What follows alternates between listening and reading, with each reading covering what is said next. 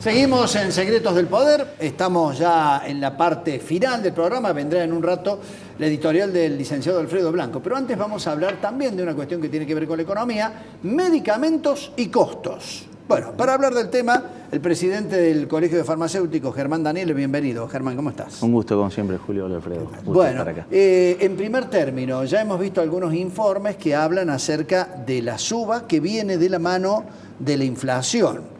En esto está más o menos contenido respecto a tiempos anteriores donde la suba de medicamentos se convertía realmente en un dolor de cabeza, ¿no? Sí, recordemos, para hacer un poquito de historia, hubo mucha especulación en este proceso de cambio de gobierno. Ahí hubo mucha especulación por parte de los laboratorios, ahí llegamos a tener aumentos desde el 80 hasta el 100% por encima del IPC. Perdón, en esa transición de que fueron las PASO hasta que la primera vuelta, exactamente. Expectativas que el dólar iba a subir mucho. Bien, ahí donde los laboratorios llevaron adelante conducta especulativa, entiendo yo, con aumentos más allá de cualquier lógica. A partir de ahí es como que, y con este cambio de gobierno es como que hay un acompañamiento de lo que es el IPC, un puntito ahí un poquito por debajo del IPC, pero esa es la lógica de aumento que hoy están llevando adelante los laboratorios. Recordemos que los que fijan los precios son los laboratorios, ¿no? Claro. Muchas veces se le atribuye eso a la farmacia, como que el formador del precio de la farmacia, por eso yo siempre aprovecho a aclarar. El que pone el precio que el consumidor final va a pagar el medicamento es el laboratorio productor, y de ahí para abajo se arma la cadena de valor. Acá se arma, en este segmento se arma la cadena de valor al revés. Se pone el precio de salida y a partir de ahí los márgenes de la farmacia, la logística de las droguerías y obviamente el gran ganador, los laboratorios. Ustedes, ¿cuántas farmacias hay en Córdoba, por ejemplo? En Córdoba hay casi ya 3.000 farmacias en la provincia, ¿no? Sí, sí. La situación, digamos, yendo a la micro de cada farmacia, ¿no? A la microeconomía. La situación, esto de que acompaña parecido a la inflación, si uno mira la tasa de rentabilidad, es decir, que empieza a haber otros costos, los servicios, aumentos, la impresión es que la tasa de rentabilidad del sector está cayendo, y si eso impacta en potenciales cierres de farmacias. Sí, sí, claramente. Yo creo que hoy es el momento de peor rentabilidad de la historia de la farmacia. Son números muy finitos. Por eso, por ahí hay gente que me consulta, quiero invertir en una farmacia. Le digo, mira, si no sabes, porque hoy no hay margen de error. Los márgenes son tan chicos que no tenés margen para aprender el rubro, ¿no? Y lo que estamos viendo no farmacias cerrando, sino farmacias chicas siendo compradas por las grandes cadenas. Esto por un poco por la legislación vigente, por las ordenanzas que regulan la distancia entre farmacias, para que no haya farmacias solamente alrededor de una clínica, de algún punto que sea atractivo económicamente.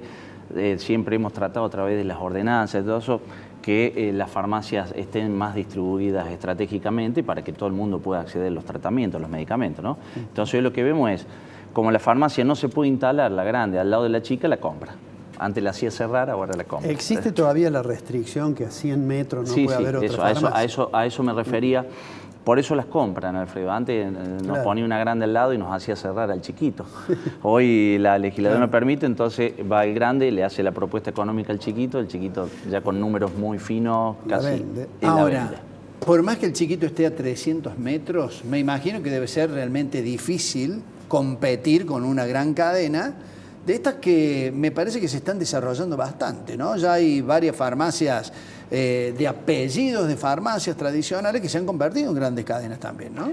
Sí, yo la verdad no tengo nada en contra del avance de los grupos económicos, pero sí me preocupa, porque nosotros en el colegio representamos más la farmacia de barrio, la farmacia de pueblo, la unipersonal del farmacéutico, que ya, yo digo, somos ya una raza casi en extinción, porque ya la mayoría de los chicos que se reciben farmacéuticos van a trabajar a las grandes cadenas. Hoy casi te diría la mitad del padrón en el colegio de matriculado está en relación de dependencia. O sea, estamos generando mano de obra calificada, digo. Entonces, lo que preocupa de esto, de los avances de los grupos económicos, es que tendamos a modelos como el chileno, donde hay 3 o 4 grupos de grandes cadenas que son los que manejan el mercado. Ya ni siquiera lo manejan los laboratorios. Se ponen de acuerdo 4 o 5 propietarios de cadenas y deciden qué vender, a qué precio vender. Por eso vas a escuchar cada tanto en el Parlamento chileno la discusión sobre el precio de los medicamentos. Bueno, la génesis un poco en parte es esto, ¿no? Ese oligopolio distribuido, un mercado distribuido entre 4 o 5 actores, donde ya empiezan ellos a poner las condiciones, ¿no? Creo, esto lo he hablado con la gente de los laboratorios, creo que deberían tomar medidas también los laboratorios, porque el día de mañana le van a terminar manejando el mercado ellos, los grandes grupos económicos. Así que lo vemos con preocupación. Y la sensación nuestra es como que ya también los grandes laboratorios, que por ahora son los que ponen las reglas de juego, yo siempre digo como que han decidido avanzar sin nosotros, ¿no? Porque a la farmacia de barrio no le llega un visitador, no le llega una promoción, no le llega un descuento, por ahí no tienen plazos en la droguería.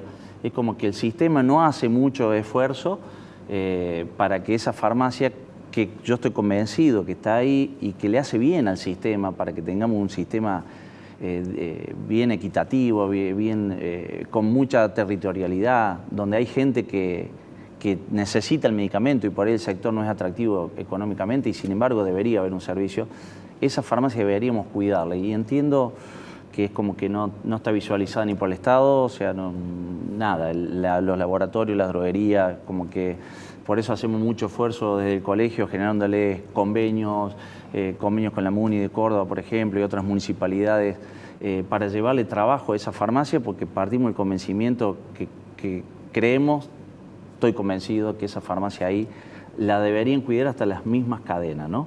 Porque son parte de que hoy la gente acceda a los tratamientos y hoy los grandes ganadores son los grandes grupos económicos. Germán, nos ponemos un momentito en el lugar de la gente, porque ustedes también están en permanente contacto con aquella persona que tiene una dolencia y requiere de un medicamento. ¿Está cayendo la venta de medicamentos? Porque en más de una oportunidad hemos visto, por ejemplo, en el caso de jubilados, que se ha naturalizado esta situación de elegir entre comer o comprar el medicamento. ¿Cómo ven ustedes eso? Y lamentablemente lo vemos con mucha impotencia, Julio. Lo dijimos en aquel momento, estas medidas que tomó PAMI, si bien eran mínimamente revisables, porque había desvío, había abuso, como en todos los sistemas que uno si no controlás, se generan. Entonces, no cuestionábamos tanto la medida, sino la forma en que se aplicó, la falta de gradualismo en aplicar la medida, no avisarle al jubilado con tiempo y forma, sobre todo sabiendo que si el jubilado hacía el trámite podía recuperar la gratuidad de esos tratamientos, pedirle demostración de bienes cuando hoy está todo registrado. Si yo te miento la declaración jurada, vos me pasó el PAMI y me vas a decir, no, vos me decís que no tenés auto y tenés un auto, entonces ¿para qué me preguntas? Entonces, decir, algo más automático. Entonces, hemos perdido, o sea, hay jubilados que están tratando de volver a la gratuidad, están tratando de retomar algunos tratamientos. Entonces, en este proceso que entendemos que debería mejorar, tuvimos en marzo un 24% menos de recetas en el colegio que en marzo del año pasado, ¿no? Y eso se traduce casi en unidades. Entonces, eso es el impacto que han tenido las medidas, sumado al contexto económico, porque también pierde la gratuidad, por otro lado los ingresos son magros. Ha sido un combo que la verdad que lo ha afectado muchísimo al jubilado. Por eso siempre lo digo, me va a escuchar decirlo hasta el cansancio, en estos momentos el médico no debe atar al paciente a una sola marca, el farmacéutico tampoco, hablar con los pacientes, decir, mira, para este tratamiento tenés esta marca, tenés este precio. Me parece que hoy más que nunca, por el contexto, tenemos que los profesionales de la salud ponernos más del lado del paciente que de nuestras necesidades económicas. Mencionaste recién lo de las recetas y me vino a la mente una noticia que leí que se había tomado la decisión que algunos medicamentos pasaban de ser medicamentos recetados a ser medicamentos de venta libre, lo cual en realidad los saca de la posibilidad de que tenga cobertura en su prepaga, en su obra social, y además creo que habilita que se venda en cualquier lado. Bueno, vamos por partes. Primero, un uso y costumbre que la venta libre no se cubra por la seguridad social. Sí. Podría ser una voluntad política de la obra social o prepaga si yo lo voy a seguir cubriendo por más que sea venta libre. Correcto. Acá la cuestión no es el precio, yo insisto que son las auditorías, los controles, que hoy hay herramientas para controlar y no ajustar por el lado de estas cosas. Saco por las dudas. Sobre todo en el PAM impactó mucho eso porque, recordemos, los jubilados son todos pacientes polimedicados.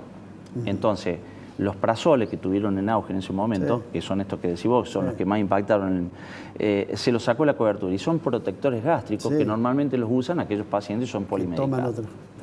Entonces eso por un lado, que los hayan sacado no quiere decir que vos no puedas seguir si querés cubriéndolo. Lo que pasa es que no querían cubrir. Bueno, entonces una cosa pareciera que trajo a la otra.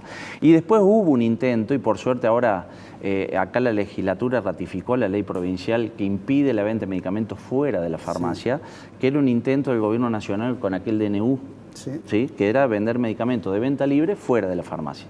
Por suerte tuvo un fallo en contra de una presentación que hicieron las instituciones nacionales y la legislatura nuestra ratificó por unanimidad la vigencia de la ley provincial que dice que los medicamentos, por más que sean de venta libre, deben dispensarse en la farmacia.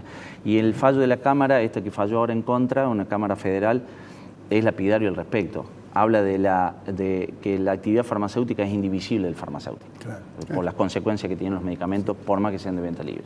Bien, como para que tengamos en cuenta y también la gente, obviamente, porque es una definición realmente muy importante. Germán, Daniel, te agradecemos por la participación en el programa. Muchas gracias. Un gusto, como siempre.